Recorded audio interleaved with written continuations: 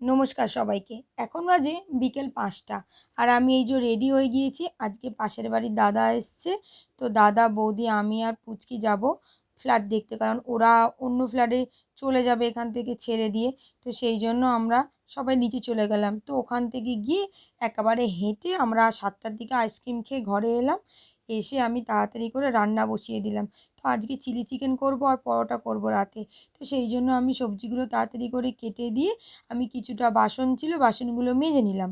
মেজে নেওয়ার পরে এই যে এখানে পকোড়াগুলো ভাজতে দিয়ে আমি তাড়াতাড়ি করে ময়দা মেখে নিলাম পরোটা করার জন্য।